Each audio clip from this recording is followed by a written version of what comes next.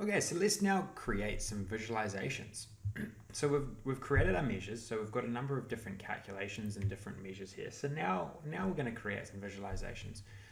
All we'll do is we'll create a report here. We'll create one page of a report, and we'll utilize this as the example of how you actually create visualizations. So we'll go through a number of different options, different features, different techniques that you can use. So I'm going to first of all just delete everything that we've got here and start from scratch. And what I'm going to do is I'm going to come up to the home room and I'm going to create a text box because I want to put a good title on our report page. So I'm going to go call this sales performance, and then we can change the font up here, and we can change the font size as well. Okay, so now we've got a clear title. So whoever comes to this page is going to know what this page is all about sales performance. And we can also change the bottom tab down here as well. Okay, so first of all, I like to look at things over time. I think time analysis is always great stuff to start off with. So I'm going to grab the date and I'm going to drag it into the canvas. I'm going to get rid of this hierarchy. Now here's a short tip. This hierarchy is incredibly annoying, and hopefully, I don't know why the Power BI team make us have to unclick this. To get rid of it, you can click on the down arrow there and select date like so, like that. But what you can also do is you can come up to File and you can come into Options. And then in this pop-up box, you'll have here data load, and you can, this time intelligence one here, auto date time, you can get rid of that, and then that's always going to get rid of that hierarchy. And that's going to just save you a little bit of aggravation. So we now have our date column in a table. And I always like to start with tables because I just am able to see the calculations and I can maneuver around my measures, etc. into the right place. And then it's as easy as clicking in the visualization palette, and then I get my visual. So what I want to look at here, I actually want to look at total sales over time. So I'm going to drag in total sales into the table here, and we're going to see total sales every single day. Then I can turn it into my visual. So I'm just going to go for the column chart here, and I'm just going to put this, let's just put this up the top like so, across the top, so we're able to see how sales are actually tracking every day through time. But now I might also want to start slicing by a different dimension. I want to see my total sales over a different dimension. So in this case, let's actually just jump into a customer name. All you need to do is drag the dimension onto the canvas, and we've got all our different customers here, and then we can drag in total sales next to that. And then in this case, I'm actually going to create a bar chart because this looks far better than a column chart. Reason being is that you've got the names down here, and they read much easier when you've actually got them in a visual like so. If you change this to a column chart, then you can't really read those names. So whenever you have names like this, it's always better to have it in a bar chart. And then I'm going to just sort it like that. Sorting it makes it much easier to read as well. And usually it brings you the insights that you want because you've got the highest sales, or it could be the other way around, the lowest sales like so in order. So let's just make sure that this is sorted correctly. Yep, cool. So now we've got our customers down here like this. So we might want to place them there. And then I also might want to look at my sales. I might want to look at it by product name. So all I'm going to do there, I'm going to copy and paste, because copy and paste is your friend in Power BI. I'm going to find the product name column or dimension. I'm going to drag it into the axes, and then I'm going to click out the customer name. And then all of a sudden now I've got our calculations by product name. Now the other visual I might want to actually place these into a map visualization. Map visualizations are always great if you have the information available to actually use them. So in this case we need longitude and latitude. So let's just double check that we actually have that, and we do. In the location table we have longitude and latitude information. And so what we first need to do is we actually need to change these types so that Power BI actually recognizes that they are latitude and longitude. And up here we can create a data category. So I'm going to select on latitude, and then I'm going to come and select the data category section, and I'm going to make it latitude. And then the same for longitude. I'm going to find longitude here.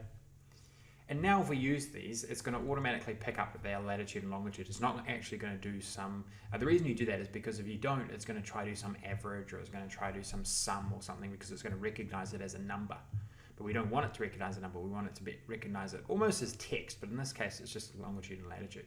So I'm going to use the map visual here, and I'm going to drag in my latitude into the latitude section, longitude into this section. And as you can see, now we've got all our California locations. So I can just neatly put it into this section here. And if we hover over that, it doesn't actually give us much information, right? So we might want to improve this a little bit. First of all, we might actually want to create make it obvious which are our highest selling areas.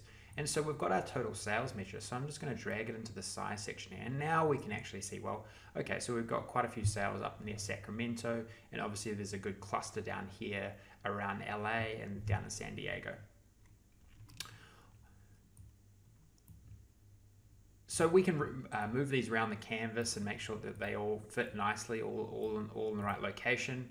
We might want, this is just one way you can set it up. There's obviously many different ways that you can set this up. If you think about these measures that we've created, well, we can sub these into anywhere. So say for instance, we wanted to look at, instead of total sales, we wanted total profits. I can just grab total profits and drag it down into this visualization.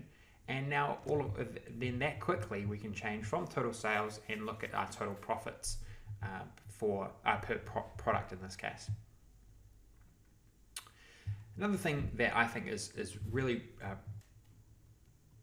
best practice to do, or is a very good idea to do in when you are creating an overview page or a summary page, for example, which this is in some cases, is to have use the card visualization. So the card is just one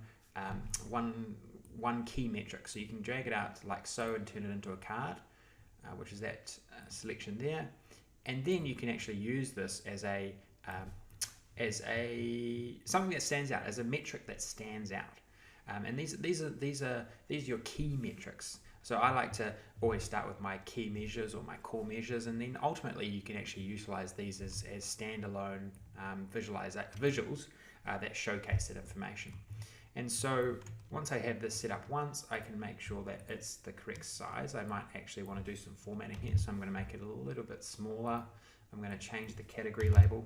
And remember, all of these formattings, all the formatting of any of your visualizations are done in this paint roller here. And so once I've got it close to what I want, I'm just going to copy and paste this down, and I'm going to bring in my total profits here. I'm going to copy and paste again, and I'm going to bring in my total quantity sold, copy and paste again, and then bring in my total, I'll bring in profit margins. Now the one thing to note is if you have all of your measures formatted correctly, which you do up here, then the format carries over into any visualization that you put it into. So that's why making sure your formats are right is very important. The other thing to note, and why I've mentioned this a number of different times, is how important naming conventions are. Now, naming conventions really come into play when you create your visualizations. If you think about what happens when we create these cards, so say for instance, just for example, I'll drag total sales in here again. You'll see that the name, the actual card name, total sales, pre-populates with whatever the measure is that you call whatever you've named the measure as. And so if you don't name your measures intuitively, or you don't name them in a proper format, then you're going to have to go and manually rechange all of these variables or all of these parameters every single time you create a visualization. So just save yourself the time. Just do it right the first time. Name things as intuitively as possible.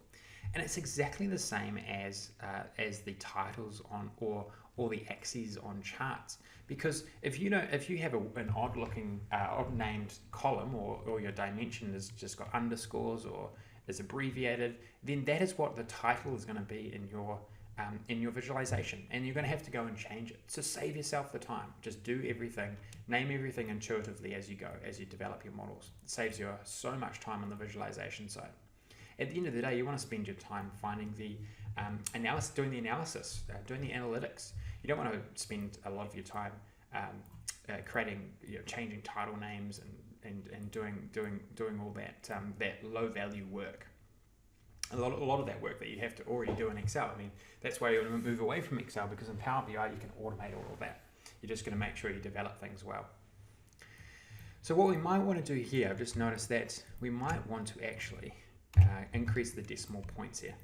We don't want to see the full calculator, the full number, because it's going to be too big. But what we can do is we actually have an option to have 2 decimal points here, and I think that looks a bit better.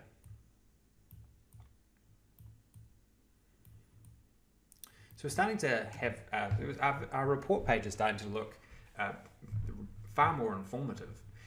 If you think about, we've got information over time, we can see our sales for each of our customers, profits based on our products that we're selling, and then also we can actually see spatially how we're actually performing for all our different retail sites. Now the one thing that's missing here though is that we might actually want to drill into specific time periods. So we needed to create some slices that enable us to do that, very similar to what we've done earlier when we were showcasing context. So I'm just going to collapse all of these, and I'm going to find my date table, and I'm going to bring in my year up here. And you see we've got these 3 years, and I'm going to turn those into, I'm going to turn that into a slicer. And so if we select the slicer, you'll see, well, this actually changed the time frame, but I want to make this slicer actually look a little bit better. So what I'm going to do is I'm going to change it into a horizontal slicer, like so. And I'm also going to get rid of the header, because we know what these are. And I also just like to change the background format just slightly, like that. And then I'm going to copy and paste, because I not only want to be able to filter by year, I also want to be able to filter by quarter here. And so I'm going to grab my quarters dimension. I'm going to drag it into, need to make sure that you're selected on the visual. I'm going to drag it into the slicer. And now we've got all of our quarters, which is great. So now if you think about it, we can dive into any quarter in any of these years that we've made sales. Now the one other thing we might want to just change is we might actually want to be able to multi-select our quarters. So instead of just being able to only look at a quarter, we can look at a half year as well. So if we wanted to look at the back end of 2016, I select 2016 and I select the two second half quarters of the year, quarter 3 and quarter 4. So now it's really starting to look pretty good, and we can get look like a good visualization. We can start getting some pretty decent insights here, but we can do more. We can do more. We can do more. We can make this look even better, in my view. So we can potentially have some more. We could place some more key measures down the side here. Because we've got such a small space, we have to be quite considered in what we actually decide to put down there. So why don't we have a look around for a specific area a specific dimension that might be suitable. I'm looking at county here, so I want to see, well, how many counties do we actually have? Well, we have a few counties. Yes, we've already used those, so potentially that's not going to work for us. Or maybe it will. Let's actually create a donut chart of all of our counties, and in our counties we'll put total sales. So we'll put some values in there and we'll go total sales.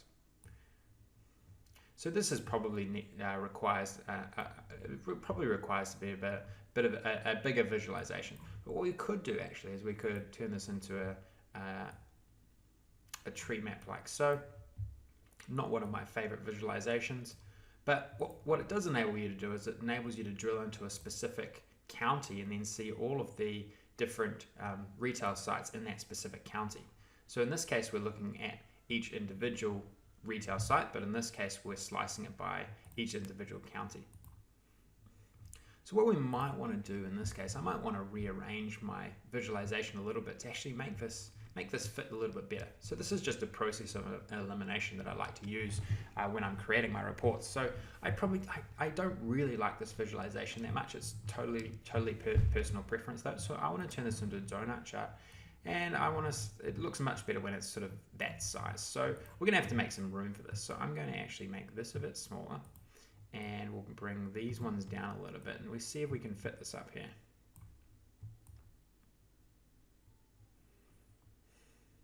I think that looks a bit better, so I'm going to just rearrange these just slightly.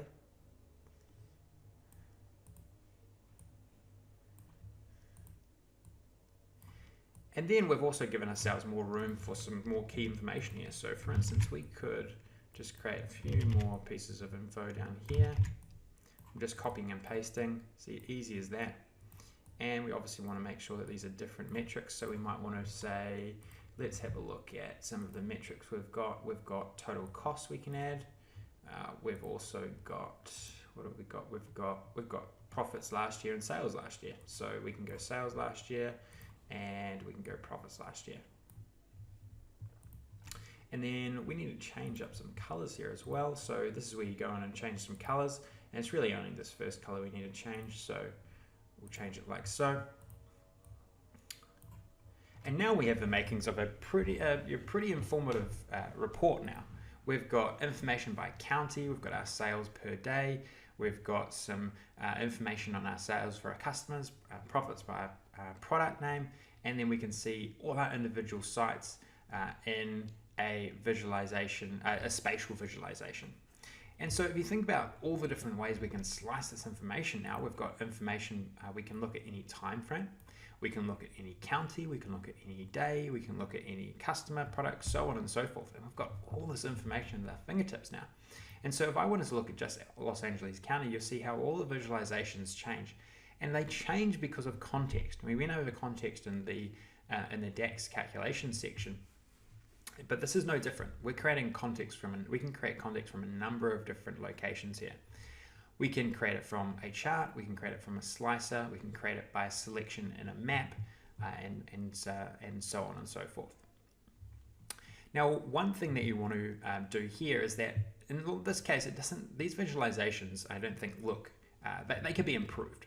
Obviously, the first thing we want to change is the interaction between the visuals. So the way you do that is you come up to the formatting section, and then you'll find here edit interactions. So if you select edit interactions, you can see, well, once you've actually selected a visual, you have these options to either have the pie slice or the total filter.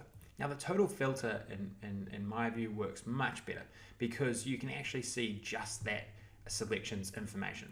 And so if we make all these changes here and we click around the donut chart, you'll see, well, all the visualization is just changed for that selection. And I think that looks much better. Looks much more compelling when you dynamically select through different attributes of a visualization. But what you have to do is you have to make sure that they're all done. So we need to now select this one and then change all the filters for that visualization. Same for this visualization. And we can also do it for this visualization as well. And then we unclick edit interactions, and now we can see that all our visualizations change for the selection and for any selection. So say if we wanted to look at a specific day, so what were our customer sales and product sales and county sales and individual retail sites for a particular day, we can select a particular day, and then we can have all the information will be updated for just that particular day. Some other changes we might want to make here. So data labels. Data labels are a great feature of Power BI and provide far more information on a visual than just by trying to glance at something. You can actually get more information just by glancing at a visualization if you set up your data labels well. So I want to actually put data labels on these visuals here. So I'm going to come to the paint roller and turn on the data labels, and I'm going to make sure that I get the entire amount. Now, sometimes I feel like if I have my data labels like this, I can actually get rid of the axes as well. So I'm actually going to get rid of the x-axis here, because I've got all the information that we need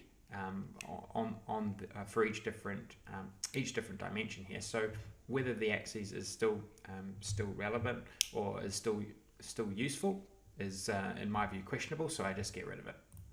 On this donut chart here as well, we can add more data labels like so. So we've got far more selections here than there has been in the past, but we can choose category and data label. And so I'll just make sure that I get the entire amount as well. And that's really all about it, that I would make changes here. The other thing I would change though is that we can add some information to the tooltip. So the tooltip is this: whenever you hover over an element in a visualization, you get some information. And especially on a map visualization, you first of all get the latitude and longitude, which is totally unuseful. I don't know why they even put that up there, but currently that is how this visualization is set up. But what we can do is we can add to this visualization with the tooltip. And so if we wanted to look at this visualization expanded, for example, say we wanted more information of our retail sites, we've got all our measures here, so we can just add them to the tooltip. So I'm going to add total profits. I could add my profits last year. I could add my profit margins, the quantity sold, for example. And so now if we wanted to drill into a specific area, so we've got LA here. Say we wanted to look at our retail sites around LA, we could then quickly glance at the tooltip by just hovering over each different element within this map visualization now. And you can actually do that for a range of different things. So say for instance you wanted to look for sales in the last quarter of 2016, and we wanted to look at some more information for each day. We could say, well, we could add our profit margins and our total profits to that tooltip as well. The ease with which I can drill into information now is pretty substantial. So say for instance you were at a meeting and you wanted to drill into any of your specific regions, or you're in a discussion with your regional managers, for example, you could then say click on the donut chart, which has information on your county, and then you can see information for your sales per day. You can see it for each, who are your key customers, what are your key product sales, and also what are your worst sales. So obviously there's some insight down here as well. But then we can also just have a look at each of our individual sales, find out key information on those elements as well. And you can also get a summarized version up here, like so. And it's also easy to find different insights as well. So we're only going through one report page example here, but think about all of these different measures that we've created. All of these measures can be used over a range of different dimensions. If we wanted to compare, for example, our profit margins across our different counties and see which counties are extracting greater margin than others, it's very easy to get to that point. So if we then had a look for our counties, so I'm going to drag the county in like so, and I'm going to make sure I'll turn this into a table first, and then I wanted to drag in our profit margins measure like so, and then I turn this into a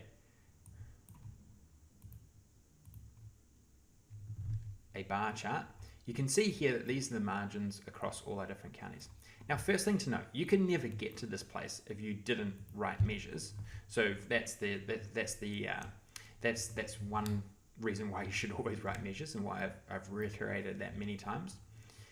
But secondly, once you create the measure, it's just so easy. You're combining the data model with the measure, and you can see you can extract all this insight so quickly. And you can, and obviously we can see that the margins don't actually differ that much in this case. So it's pretty standardized across all the different retail sites. But right there, some pretty good insight. So I'll just delete this report page and we'll come back to here.